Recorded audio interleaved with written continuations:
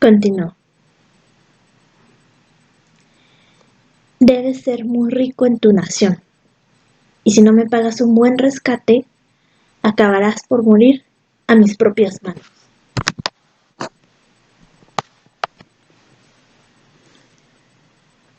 Y mi hermano llorando exclamaba: por Alá, no poseo, oh jefe de los árabes, pues desconozco el camino de la riqueza.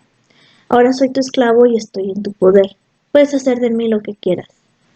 Pero el infeliz tenía por esposa a una admirable mujer entre las mujeres, de negras cejas y ojos de noche. Por eso, cada vez que el infeliz se alejaba de la tienda, esta criatura del desierto iba a buscar a mi hermano para ofrecerle su amor. Y un día que estaban a punto de besarse, se precipitó en la tienda el terrible infeliz y lo sorprendió en aquella postura. Entonces sacó del cinturón un cuchillo tan ancho que de un solo golpe podía rebanar la cabeza de un camello de una a otra yugular. Agarró a mi hermano, empezó por cortarle los dos labios metiéndoselos en la boca y le dijo: miserable, ¿cómo te atreviste a seducir a mi esposa? Y de un tajo lo mutiló. Enseguida, arrastrándolo por los pies, lo echó sobre un camello, lo llevó a lo alto de la montaña, lo tiró al suelo y se marchó para seguir su camino. Como la tal montaña está situada en el camino por donde van los peregrinos, algunos de Bagdad hallaron a Schakalik y al reconocerlo vinieron a avisarme después de haberle dado de comer y beber. Yo fui en su busca, oh emir de los creyentes. Me lo eché a cuestas, lo traje a Bagdad y luego de curarle le he dado con qué mantenerse mientras viva. He aquí en pocas palabras, oh príncipe de los creyentes, la historia de mis 6 hermanos que habría podido contarte con más detenimiento, pero he preferido no abusar de tu paciencia, probando lo poco charlatán que soy, y que, además de mi hermano, además de hermano de ellos, podría llamarme su padre, y que el mérito de ellos desaparece al presentarme yo, llamado Samet. Y el califa Montaser Billah se echó a reír a carcajadas y me dijo: efectivamente, oh Samet, hablas de un poco y nadie podrá acusarte de indiscreción, de curiosidad o malas cualidades. Pero tengo mis motivos para exigir que inmediatamente salgas de Bagdad y te vayas a otra parte. Y date prisa. Así me desterró el califa tan injustamente, sin explicarme la causa de aquel castigo. En aquel momento, oh mis señores, empecé a viajar por todos los climas y todos los países hasta que supe el fallecimiento de Montaser Billah y el reinado de su sucesor, el califa el Montasem. Entonces volví a Bagdad, pero me encontré con que todos mis hermanos habían muerto, y ese joven que se acaba de marchar tan descortésmente me llamó a su casa para que le afeitase la cabeza. Así pues, contra todo lo que ha dicho, puedo asegurarles, oh mis señores, que le hice un grandísimo favor, y a no ser por mi ayuda, es probable que el cadí, padre de la joven, lo hubiese mandado matar. De modo que todo lo que ha dicho es una calumnia, y cuanto ha contado sobre mi supuesta curiosidad, indiscreción, charlatanería y falta de tacto, es falso absolutamente. Oh, ustedes cuantos aquí está. Tal es, oh rey afortunado, prosiguió Scheherazade, la historia en 7 partes que el sastre de la China refirió al rey, y después añadió: cuando el barbero Samet hubo terminado su historia, no necesitamos oír más para convencernos de que era realmente el charlatán más extraordinario y el barbero más indiscreto de toda la tierra. Entonces quedamos persuadidos de que el joven cojo de Bagdad había sido la víctima de su insoportable indiscreción, y aunque sus historias nos habían hecho pasar un buen rato, acordamos castigarle. Entonces nos apoderamos de él, a pesar de sus chillidos, y lo encerramos en un cuarto oscuro lleno de ratas. Entretanto seguimos comiendo, bebiendo y disfrutando, hasta que llegó la hora de la plegaria, cuando nos retiramos y yo fui en busca de mi esposa. Pero al llegar a mi casa encontré a mi mujer de muy mal humor y me dijo: ¿te parece bien dejarme sola mientras andas de diversión con tus amigos? Si no me sacas enseguida de paseo, me presentaré al valí para entablar la demanda de divorcio. Y como soy enemigo de disturbios conyugales, quise que hubiera paz. Así que a pesar del cansancio salí a paseo con mi mujer. Anduvimos recorriendo calles y jardines hasta la puesta del sol. Y cuando regresamos a casa, encontramos por casualidad a ese jorobado que se lleva a tu servicio. Oh rey poderoso y magnánimo. El jorobado estaba borracho, completamente diciendo chistes a cuantos le rodeaban y recitando estos versos. No sé si elegir la copa clara y atenuada o el vino sutil y purpúreo, porque la copa es como el vino sutil y purpúreo, y el vino es como la copa clara y atenuada. Y se interrumpía para embromar a los traducentes o para danzar golpeando la pandereta. Entonces yo y mi mujer supimos que sería para nosotros un agradable comensal, y le invitamos a disipar con nosotros. Así que comimos juntos y mi esposa se quedó con nosotros, pues no creía que la presencia de un jorobado fuese como la de un hombre regular. De no pensarlo así, no habría comido delante de un extraño. Entonces fue cuando a mi esposa se le ocurrió bromear con el jorobado y meterle en la boca la comida que lo ahogó. Enseguida, oh rey poderoso, tomamos el cadáver del jorobado y lo dejamos en la casa del médico judío que está presente, y a su vez el médico judío lo dejó en la casa del sirviente que se hizo responsable al vendedor copto. Tal es, oh rey generoso, la más extraordinaria de las historias que te hayan referido. Esta historia del barbero y sus hermanos, y es, con seguridad, más sorprendente que la del jorobado. Cuando el sastre hubo acabado de hablar, el rey de la China dijo: he de confesar que es muy interesante esa historia y acaso más sugestiva que la del pobre jorobado. Pero, ¿dónde está ese asombroso barbero? Quiero verle y oírle antes de adoptar mi decisión respecto a ustedes cuatro. Después enterraremos a nuestro jorobado.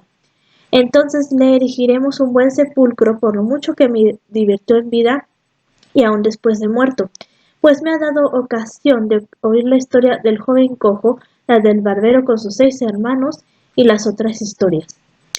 Dicho esto, el rey mandó a sus palaciegos que se fuesen con el sastre a buscar al barbero. Y una hora después, el sastre y los palaciegos que habían ido a sacar al barbero del cuarto oscuro, lo trajeron al palacio y se lo presentaron al rey. El monarca examinó al barbero y vio que era un anciano jeque, no menos de 90 años, de cara muy negra, barbas muy blancas, lo mismo que las cejas, orejas colgantes y agujereadas, narices de pasmosa longitud y aspecto lleno de presunción y altanería. Al verlo, el rey de la China se echó a reír ruidosamente y le dijo: «Oh, Samet, me han dicho que sabes contar historias admirables y llenas de maravillas. Quisiera oírte algunas de las que sabes referir también». El barbero contestó: «Oh, rey del tiempo, no te han engañado al ponderarte mis cualidades, pero en primer lugar desearía saber lo que hacen aquí reunidos ese vendedor nazareno, ese judío, ese musulmán y ese jorobado muerto tumbado en el suelo. ¿De dónde procede esta extraña reunión?». Y entonces el rey de la China se rió mucho y replicó: «¿Y por qué me interrogas respecto a esta gente que te es desconocida?».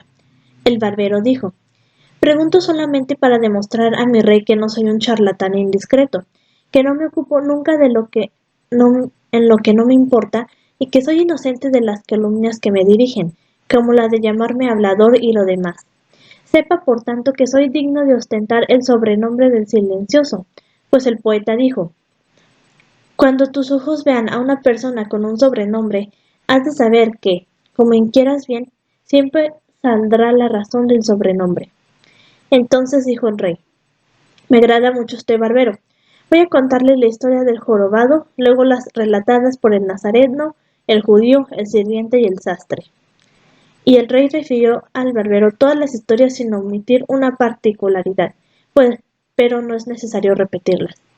Cuando el barbero hubo oído las historias y supo la causa de la muerte del jorobado, empezó a menear gravemente la cabeza y exclamó: «Por Alá, cosa extraordinaria es esa y me sorprende grandemente.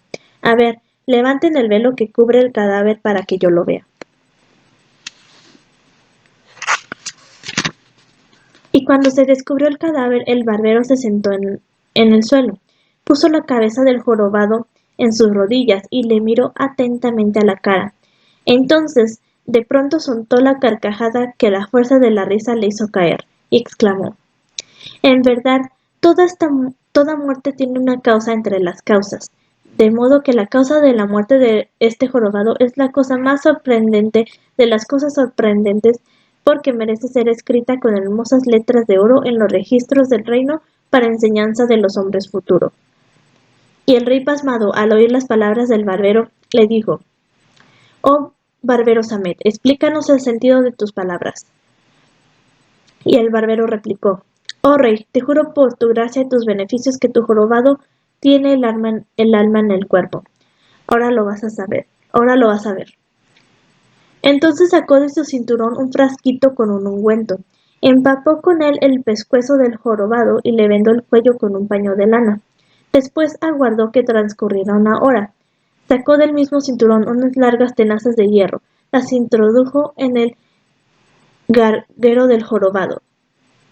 Manipuló en varios sentidos y las salcó al fin, llevando en ellas el pedazo de pescado y la espina, causa de lo ocurrido al jorobado.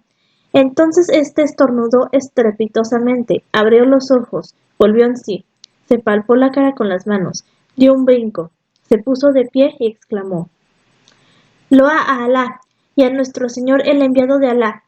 Sean con él la plegaria y la salvación de Alá. Todos los circunstantes quedaron estupefactos y llenos de admiración hacia el barbero.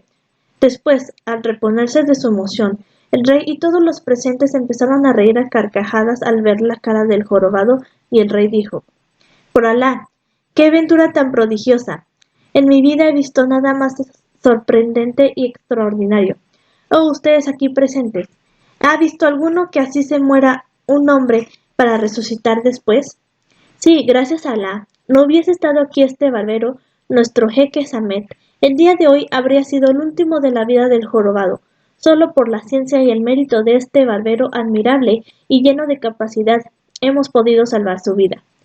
Y todos los presentes dijeron: Verdad es, oh rey, pues esta aventura es el prodigio de los prodigios y el milagro de los milagros. Entonces el rey de la China, lleno de júbilo, mandó que inmediatamente se escribieran con letras de oro la historia del jorobado y la del barbero, y que se conservasen en los archivos del reino. Así se ejecutó puntualmente y enseguida regaló un magnífico traje de honor a cada uno de los acusados, al médico judío, al vendedor nazareno, el sirviente, y luego los agregó al servicio de su persona y del palacio, y les mandó hacer las paces con el jorobado. A éste le hizo maravillosos regalos, le colmó de riquezas, le nombró para altos cargos y lo eligió como compañero de mesa y de bebida. Pero aún tuvo más extraordinarias atenciones con el barbero, pues le hizo vestir un suntuoso traje de honor. Mandó que le construyesen un astrolabio todo de oro con otros instrumentos de oro, tijeras y navajas con perlas y pedrería.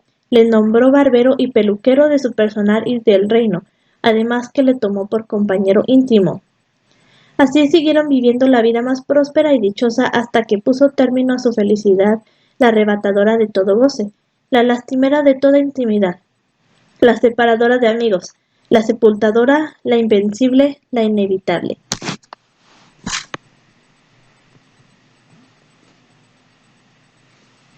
Al terminar discretamente estas palabras, Scheherazade dijo al rey: No creas, oh rey, que esta historia es tan notable y sorprendente como la de Ghanem ben Ayub y su hermana Fetnah.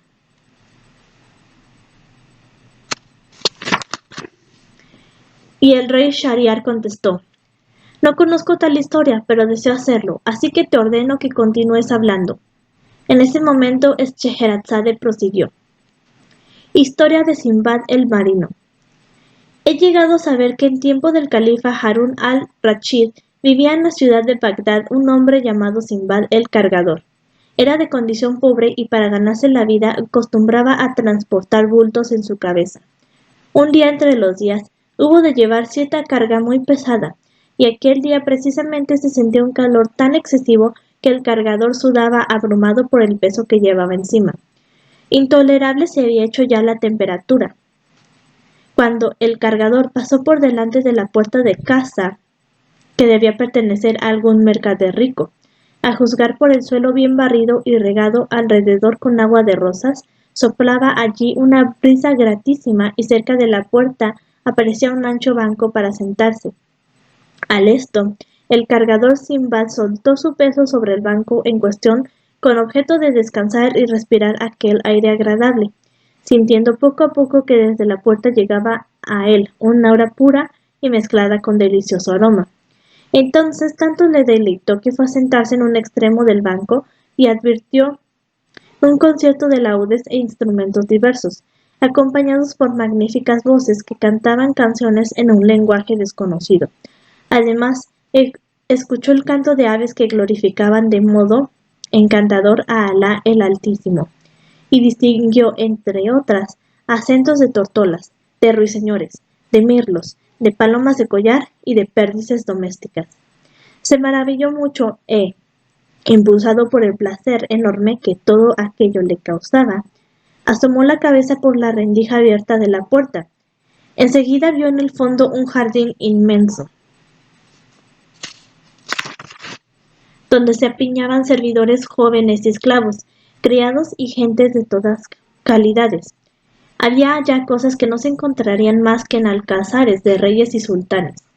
Tras esto llegó hasta él una tufarada de manjares realmente admirables y deliciosos, a lo cual se mezclaba todo género de fragancias exquisitas, procedentes de diversas virtuallas y bebidas de buena calidad. No pudo por menos de suspirar, alzó al cielo los ojos y exclamó: Gloria a ti, Señor Creador, oh Donador, sin calcular repares cuantos dones te placen.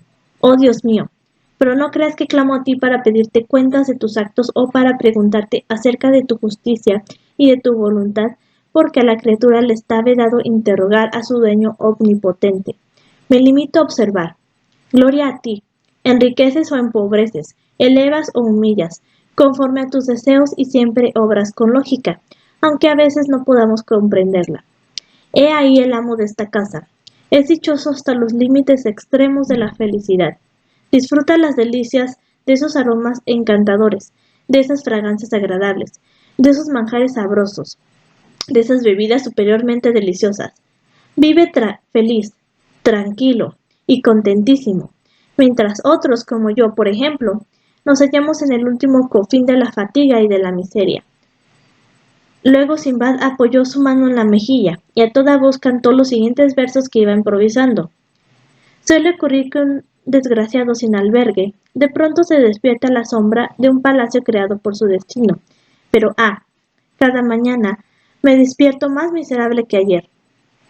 Por instantes aumenta mi infortunio, como la carga que a mi espalda deja fatigosa, en tanto que otros viven dichosos en el seno de los bienes que la suerte les prodiga. Nunca cargó el destino la espalda de un hombre con carga parecida a la aguantada por mi espalda. Sin embargo, no dejan de ser mis semejantes otros que están saciados de honores y reposo. Y aunque no dejan de ser mis semejantes, entre ellos y yo, la suerte puso alguna diferencia, siendo yo con ellos como el vinagre amargo con el vino. Pero no pienses que te acuso lo más mínimo, oh mi señor, porque nunca haya gozado yo de tu generosidad. Eres grande, magnánimo y justo, y bien sé que con sabiduría juzgas. Al concluir de cantar tales versos, Sinbad el cargador se levantó y quiso poner de nuevo la carga en su cabeza, continuando su camino. Cuando apareció en la puerta del palacio y avanzó hacia él un esclavo de semblante gentil, de formas delicadas y vestiduras muy hermosas, que, tomándole de la mano, le dijo: Entra a hablar con mi amo, que desea verte. Muy intimidado, el cargador intentó encontrar cualquier excusa que le dispensase de seguir al joven esclavo, mas fue en vano. Dejó pues su cargamento en el vestíbulo, y entró con el niño en el interior de la morada. Vio una casa espléndida llena de personas graves y respetuosas, en el centro de la cual se abría una gran sala donde le introdujeron, y se encontró allí ante una asamblea numerosa, compuesta de personajes que parecían honorables y debían ser convidados de importancia. También encontró allí flores de todas especies, perfumes de todas clases, confituras secas de todas calidades, golosinas, pastas de almendras, frutas maravillosas y una cantidad prodigiosa de bandejas cargadas con corderos asados y manjares suntuosos, así como otras bandejas cargadas con bebidas extraídas del zumo de las uvas. Encontró asimismo instrumentos armónicos que sostenían en sus rodillas unas esclavas muy hermosas sentadas ordenadamente. En medio de la sala, entre los demás convidados, vislumbró el cargador a un hombre de rostro impotente y digno, cuya barba blanqueaba a causa de los años, cuyas facciones eran correctas y agradables a la vista, cuya fisonomía toda denotaba gravedad, bondad, nobleza y grandeza. Al mirar todo aquello el cargador Sinbad, en este momento de su narración, Scheherazade vio aproximarse la mañana y se calló discretamente como todas las veces anteriores. Así pues, cuando lució la mañana, el rey Shahriar entró en la sala de justicia, la otomana estuvo llena hasta el fin del día y después el rey volvió al palacio, donde Duniazad dijo a su hermana: «Te ruego que prosigas tu relato, hermana mía». Y ella respondió: «De todo corazón y con la cortesía debida». Así, cuando llegó la noche, Scheherazade dijo: Al mirar todo aquello el cargador Sinbad quedó sobrecogido y pensó: «Por Alá, esta morada debe ser un palacio de nación de los genios poderosos y la residencia de un rey muy ilustre, o de un rey». Luego se apresuró a tomar la actitud que requerían la cortesía y la mundanidad.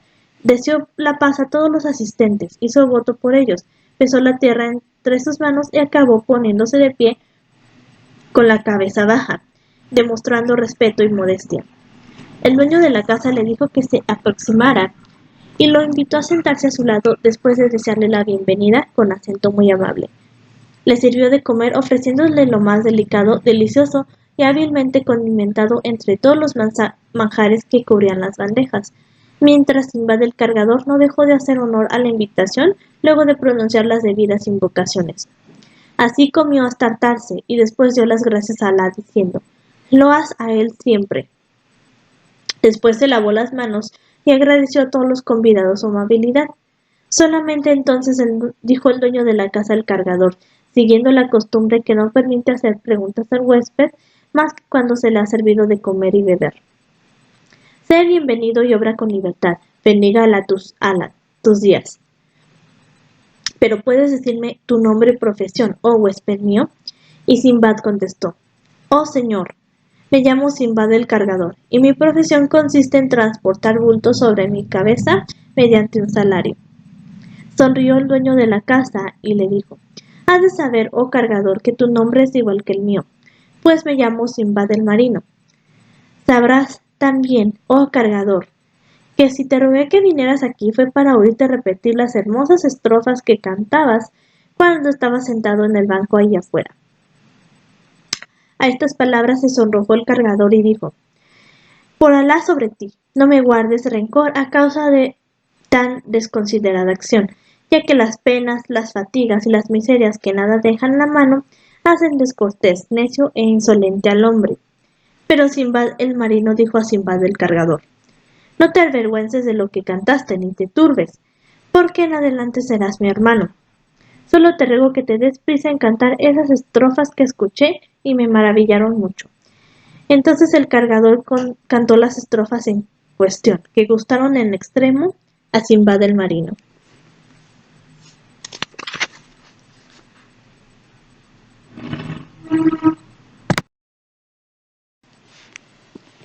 Una vez concluidas las estrofas, Sinbad el marino se dirigió al cargador y le dijo: «Oh cargador, has de saber que yo también tengo una historia asombrosa y que me reservo el derecho de contarte a mi vez.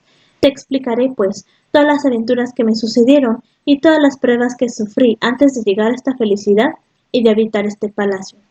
Verás entonces a costa de cuán terribles y extraños trabajos, de cuántas calamidades, males y desgracias iniciales adquirí esas riquezas en medio de las que me ves vivir en mi vejez. Porque sin duda ignoras los 7 viajes extraordinarios que he realizado y cómo cada cual constituye por sí solo una cosa tan prodigiosa, que únicamente con pensar en ella queda uno atónito y en el límite de todos los estupores. Pero cuanto voy a contarte a ti y a todos mis honorables invitados, no me sucedió en suma, porque más que porque el destino lo había dispuesto de antemano, y porque toda cosa escrita debe acaecer, sin que sea posible rehuirla o evitarla. Primera historia de Simbad el marino, el primer viaje. Sepan todos ustedes, oh señores ilustrísimos y tú, honrado cargador, que te llamas como yo, Simbad, que mi padre era un mercader de rango entre los mercaderes. Había en su casa numerosas riquezas, de las cuales hacía uso sin cesar para distribuir a los pobres dádivas con largueza, si bien con prudencia, ya que a su muerte me dejó muchos bienes, tierras y poblados enteros, siendo yo muy pequeño todavía. Cuando llegué a la edad adulta, tomé posesión de todo aquello y me dediqué a comer manjares extraordinarios, a beber bebidas extraordinarias, alternando con la gente joven y a presumir de trajes excesivamente caros, cultivando el trato de amigos y camaradas.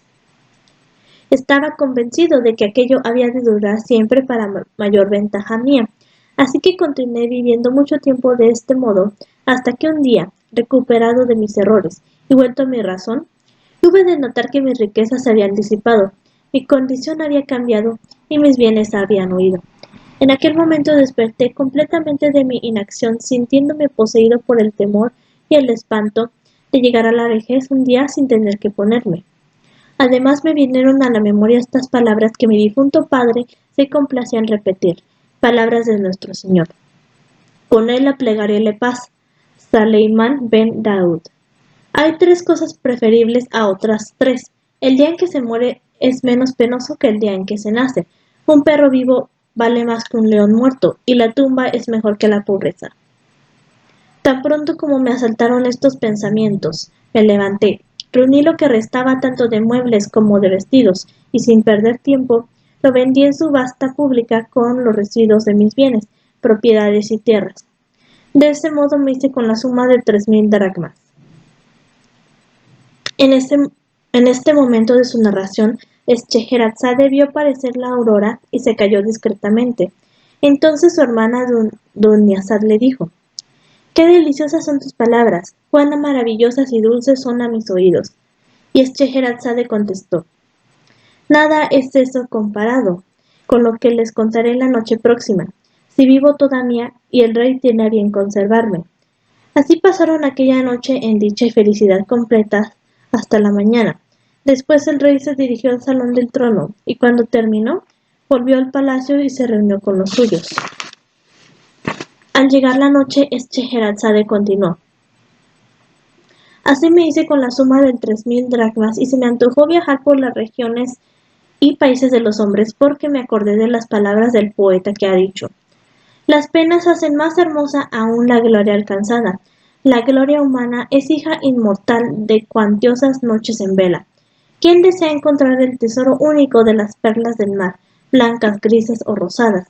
Antes de conseguirlas, primero buzo se hará.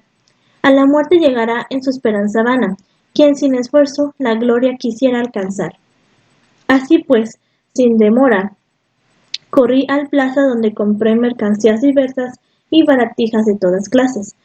Todo lo transporté de inmediato a bordo de un navío en el que se encontraban ya dispuestos a partir otros mercaderes con el alma deseosa de marinas andanzas. Entonces vi cómo se alejaba de Bagdad la embarcación y descendía por el río hasta Basra, yendo a parar al mar. En Basra, el navío dirigió la vela hacia alta mar, y navegamos durante días y noches aparejeando en islas, entrando en un mar después de otro y llegando a una tierra después de otra. Cada sitio en que desembarcamos vendíamos unas mercancías para comprar otras y hacíamos trueques y cambios muy ventajosos. Un día en que navegábamos sin ver tierra desde hacía varios días, vimos surgir del mar una isla que por su vegetación nos pareció algún jardín maravilloso entre los jardines del Edén. Al advertirla, el capitán quiso tomar allí tierra, dejándonos desembarcar una vez que anclamos. Descendimos todos los comerciantes llevando con nosotros cuanto víveres y utensilios de cocina. Algunos se encargaron de encender lumbre, preparar la comida y lavar la ropa, en tanto que otros se contentaron con pasearse, divertirse y descansar de las fatigas marítimas. Yo fui de los que prefirieron pasearte y gozar de las bellezas de la vegetación que cubrían aquellas costas, sin olvidarme de comer y beber. En tanto así reposábamos, de pronto sentimos que la isla temblaba con tan tosca sacudida que fuimos expulsados a los pies de altura sobre el suelo, y en aquel momento vimos aparecer en la proa del navío al capitán que nos gritaba con una voz terrible y gestos alarmantes. Sálvense pronto, oh pasajeros, suban enseguida a bordo, déjenlo todo, abandonen en tierra todos sus bienes y salven sus almas. Huyan del abismo que les espera. La isla donde están no es una isla, sino una ballena gigantesca que eligió en medio de este mar su morada desde antiguos tiempos y merced a la arena marina crecieron árboles en su lomo.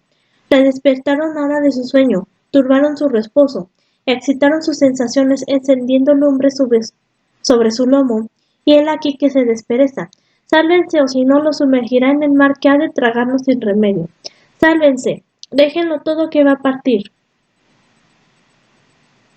Al oír estas palabras del capitán, los pasajeros aterrados dejaron todos sus bienes, vestidos, utensilios y hornillas, y echaron a correr hacia el navío que a la sazón llevaba al ancla. Pudieron alcanzarlo a tiempo algunos, otros no, porque la ballena ya se había puesto en movimiento, y tras unos cuantos saltos espantosos, se sumergía en el mar con cuantos tenía encima del lomo. Además las olas que chocaban y se cerraban para siempre sobre ella y sobre ellos.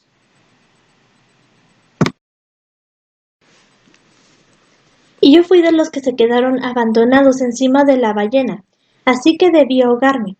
Pero la el Altísimo veló por mí y me libró, poniéndome al alcance de la mano una especie de cubeta grande de madera, llevada allí por los pasajeros para lavar su ropa. Me aferré primero a aquel objeto, y luego pude ponerme a horcajadas sobre él, gracias a los esfuerzos extraordinarios de que me hacían capaz el peligro y el cariño que tenía yo a mi alma que me era preciosísima. Entonces me puse a batir el agua con mis pies a manera de remos, mientras las olas jugueteaban conmigo, haciéndome zozobrar a derecha e izquierda. En cuanto el capitán se dio prisa a alejarse a toda vela con los que se pudieron salvar, sin ocuparse de los que sobrenadaban todavía. Estos no tardaron en perecer, mientras yo ponía a contribución todas mis fuerzas para servirme de mis pies a fin de alcanzar al navío, al cual hube de seguir con los ojos hasta que desapareció de mi vista y la noche cayó sobre el mar, dándome la certeza de mi perdición y abandono. Durante una noche y un día enteros estuve en la lucha contra el abismo, el viento y las corrientes me arrastraron a las orillas de una isla escarpada, cubierta de plantas trepadoras que descendían a lo largo de los alcantilados, hundiéndose en el mar. Me así a estos ramajes y ayudándome con mis pies y manos, conseguí trepar hasta lo alto del alcantilado. Una vez que escapé de tal modo de una perdición segura, pensé en examinar en mi cuerpo y vi que estaba lleno de contusiones y que tenía los pies hinchados y huellas de mordeduras de peces que se habían llenado el vientre a costa de mis extremidades. Sin embargo, no sentía dolor ninguno de tan insensibilizado como estaba por la fatiga y el peligro que corrí. Me eché de bruces como un cadáver en el suelo de la isla y me desvanecí, sumergido en un aniquilamiento total. Permanecí 2 días en aquel estado y me desperté cuando caía sobre mí a plomo el sol. Quise levantarme, pero mis pies hinchados y doloridos se negaron a socorrerme y volví a caer en tierra. Muy apesumbrado entonces por el estado en que me encontraba, hube de arrastrarme, a gatas unas veces y de rodillas otras, en busca de algo para comer, hasta que llegué a una llanura cubierta de árboles frutales y regada por manantiales de agua pura y excelente. Allí reposé durante varios días comiendo frutas y bebiendo en las fuentes, de manera que mi alma no tardó en revivir, reanimándose mi cuerpo entorpecido, que logró moverse con facilidad y recobrar el uso de sus miembros, aunque no del todo, porque vine todavía obligado a confeccionarme un par de muletas que me sostuvieran para andar. De tal suerte pude pasearme lentamente entre los árboles, comiendo frutas. Pasaba largos ratos admirando aquella nación y extasiándome ante la obra del Todopoderoso.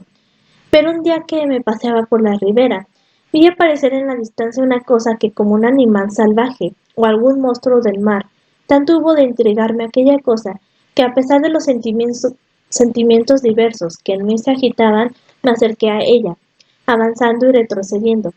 Finalmente vi que era una yegua maravillosa atada a un poste. Tan bella era que intenté aproximarme más para percibirla lo más cerca posible, cuando de pronto me aterró un grito espantoso dejándome clavado en el suelo, por más que mi deseo fuera huir cuanto antes. Y en el mismo instante emergió de la tierra un hombre que avanzó a grandes pasos hacia donde yo estaba y exclamó: ¿Quién eres? ¿Y de dónde vienes? ¿Y qué motivo te impulsó a aventurarte hasta aquí?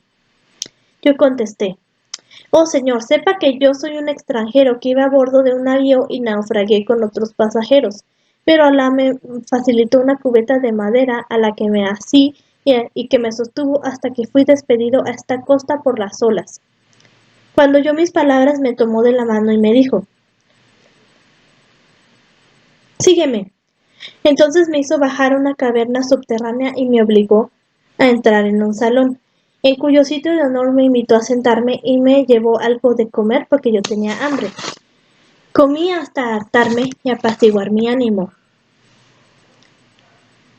Luego me interrogó acerca de mi aventura y se la conté desde el principio al fin.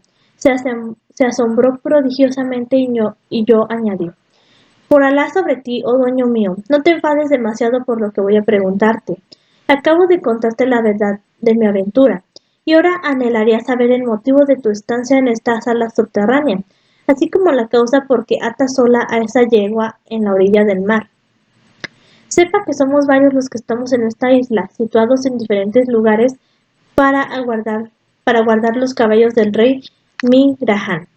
Todos los meses al salir la luna nueva, cada uno de nosotros trae aquí una yegua de pura raza, virgen todavía, la ata en la ribera y enseguida se oculta en la gruta subterránea, de modo que, atraído por el olor de la hembra, sale del agua un caballo entre los caballos marinos que mira de derecha a izquierda y al no ver a nadie salta sobre la yegua y la cubre.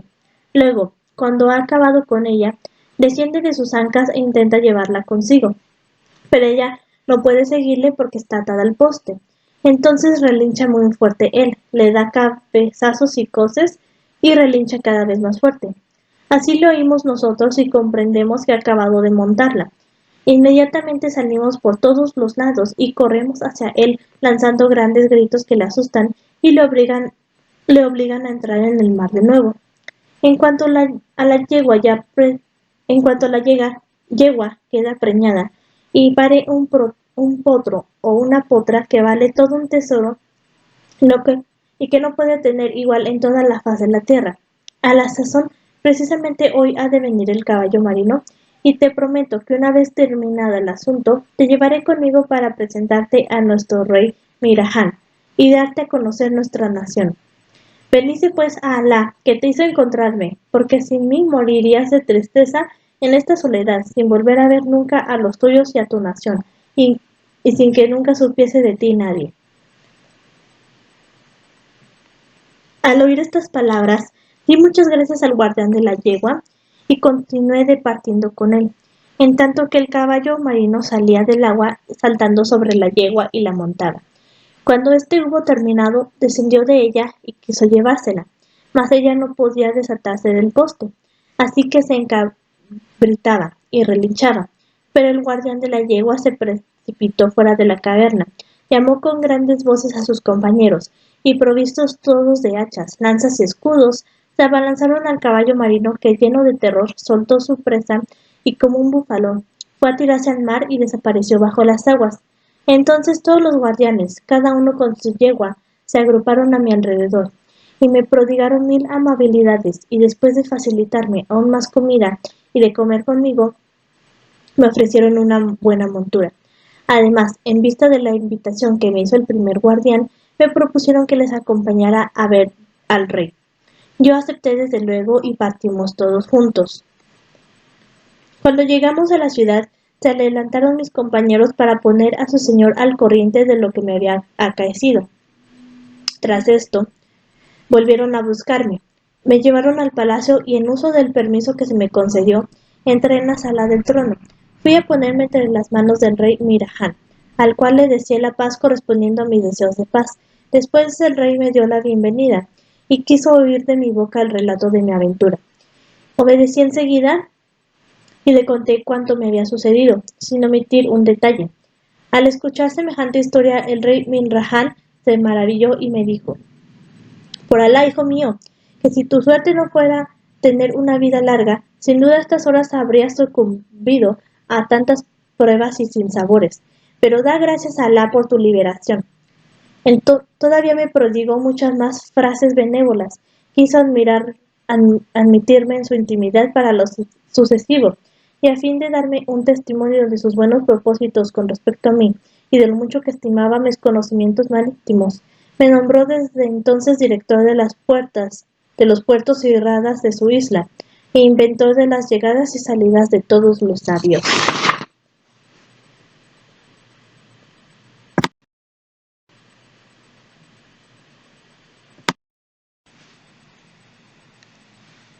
No me impidieron mis nuevas funciones comparecer en el palacio todos los días para congratular al rey, quien de tal modo se habituó a mí que me prefirió a todos sus íntimos, probándomelo diariamente con grandes obsequios, con lo cual tuve tanta influencia sobre él que todas las peticiones y todos los asuntos del reino eran intervenidos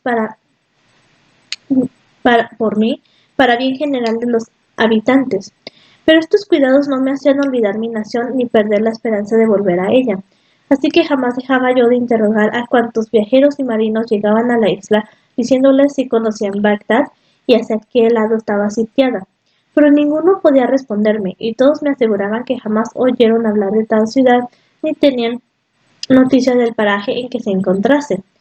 Entonces aumentaba mi pena paulatinamente al verme condenado a vivir en tierra extranjera, y llegaba a sus límites mi perplejidad ante estas personas que no solo ignoraban en absoluto el camino que conducía a mi ciudad, sino que ni siquiera sabían de su existencia. Durante mi estancia en aquella isla tuve ocasión de ver cosas asombrosas, y aquí algunas de ellas entre mil. Un día que fui a visitar al rey Mirajan, como era mi costumbre, trabé discernimiento con unos personajes indios que, tras mutuas cortesías, se presentaron gustosos a satisfacer mi curiosidad y me enseñaron que en la India hay un gran número de castas, entre las cuales son las dos principales la casta de los kshatriyas, compuesta de hombres nobles y justos que nunca cometen exacciones o actos reprensibles, y la casta de los brahmanes, hombres puros que jamás beben vino y son amigos de la alegría, de la dulzura en los modales, de los caballos, del fasto y de la belleza. Aquellos sabios indios me enseñaron también que las castas principales se dividen en otras 70 y dos castas que no tienen entre sí relación alguna, lo cual hubo de asombrarme hasta el límite del asombro. En aquella isla tuve asimismo ocasión de visitar una tierra perteneciente al rey Mirajan, que se llamaba Kabil. Todas las noches se oían en ella resonar timbales y tambores. Además pude observar que sus habitantes estaban muy fuertes en materia de silogismos y eran fértiles en hermosos pensamientos. De ahí que se hallasen muy reputados entre viajeros y mercaderes. En aquellos mares lejanos vi cierto día un pez de 100 codos de longitud y otros peces cuyo rastro se parecían al rostro de los búhos. En verdad, oh amigos, que aún vi cosas más extraordinarias y prodigiosas, cuyo relato me apartaría demasiado de la cuestión. Me limitaré a añadir que viví en aquella isla el tiempo necesario para aprender muchas cosas y enriquecerme con diversos cambios, ventas y compras. Un día, según mi costumbre, estaba yo de pie a la orilla del mar en el ejercicio de mis funciones, y permanecí apoyado en mi muleta como siempre, cuando vi entrar en la rada un navío enorme lleno de mercaderes. Esperé que hubiese anclado sólidamente y soltado su escala para subir a bordo y buscar al capitán a fin de inscribir su cargamento.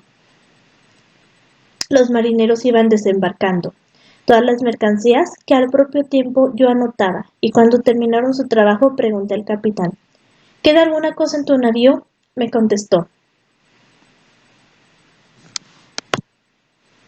aún quedan, no, mi señor, algunas mercancías en el fondo del navío, pero están en depósito únicamente porque se ahogó hace mucho tiempo su propietario que viajaba con nosotros, y quisiéramos vender esas mercancías para entregar su importe a los parientes del difunto de Bagdad, morada de paz. Emocionado hasta el límite, exclamé: ¿Y cómo se llamaba ese mercader, oh capitán? Me contestó: Simbad el marino.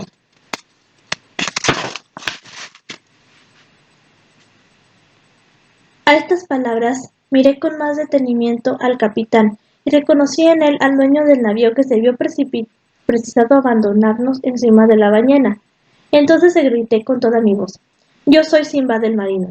Cuando se puso en movimiento la ballena a causa del fuego que encendieron en su lomo, yo fui de los que no pudieron llegar a tu navío y se cayeron al agua, pero me salvé gracias a la cubierta de madera que habían transportado los mercaderes para lavar allí su ropa.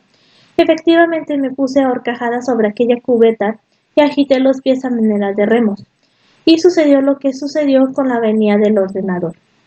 Y conté al capitán cómo pude salvarme, así como a través de cuántas vicisitudes había llegado a ejercer las altas funciones de escriba marítima al lado del rey Mirajan. Al escucharme el capitán exclamó: No hay más recursos y poder que en Alá el Altísimo, el Omnipotente. En este momento de su narración, Scheherazade vio aparecer la mañana y se calló discretamente.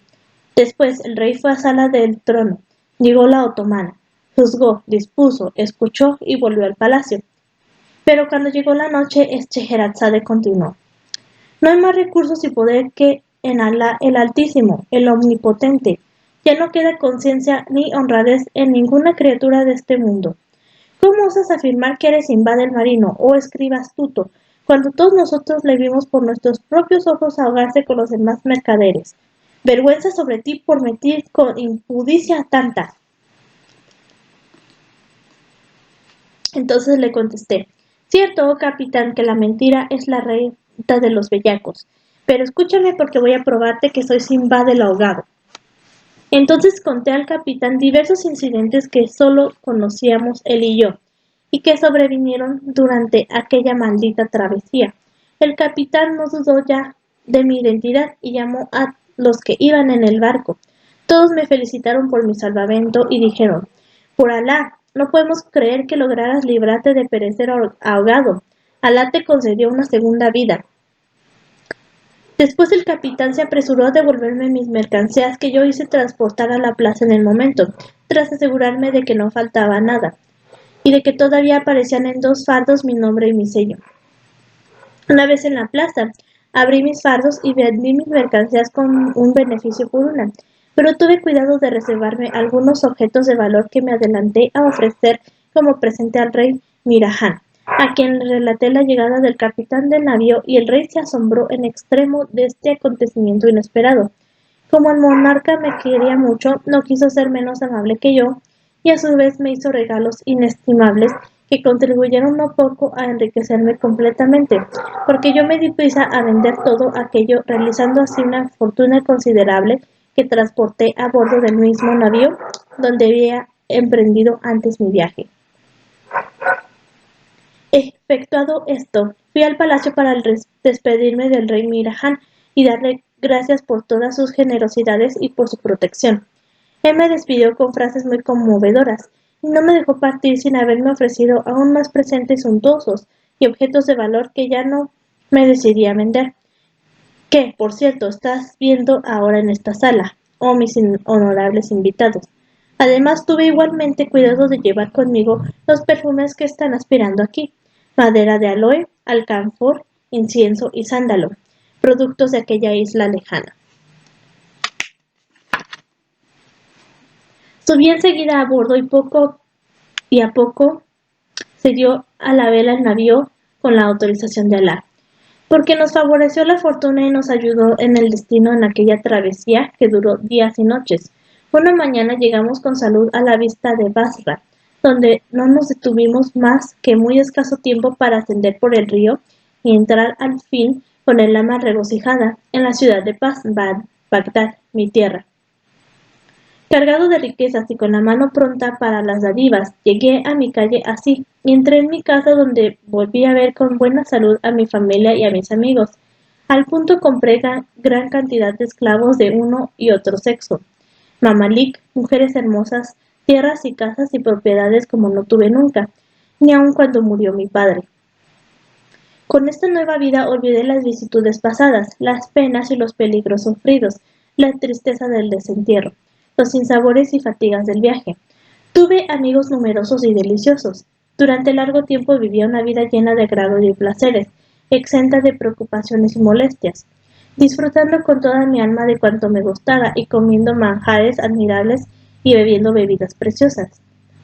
Y tal es el primero de mis viajes, pero mañana, si Alá quiere, les contaré, oh invitados míos, el segundo de los 7 viajes que emprendí, y que es bastante más extraordinario que el primero.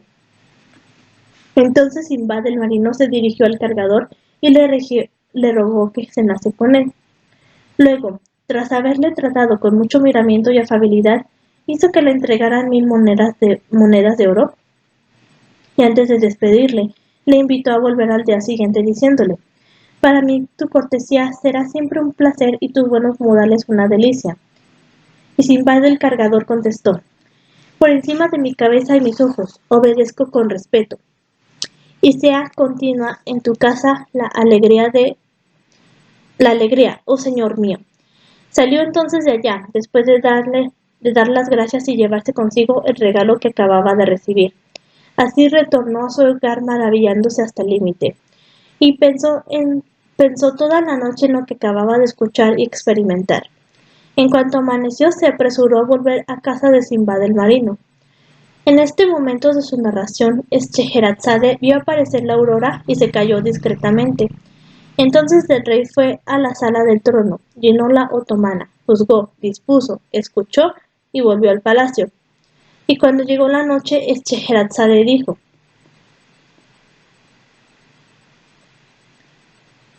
se apresuró a volver a casa de Sinbad el marino, que le recibió con aire afable y le dijo: que te sea cosa fácil la amistad aquí y la confianza sea contigo. Y el cargador quiso besarle la mano, pero al ver que Sinbad no consentía en ello, dijo: dilate Alá tus días y consolide sobre ti sus beneficios. Y como ya habían llegado los demás invitados, comenzaron por sentarse en torno del mantel extendido en que vertían su grasa los corderos asados y se doraban los pollos rellenos deliciosamente con pastas de alfoncigos, de nueces y de uvas. Entonces comieron, bebieron, se divirtieron y se regalaron el espíritu y el oído escuchando cantar a los instrumentos bajo los dedos expertos de sus tañedores. Cuando acabaron, habló Sinbad en medio del silencio de los convidados.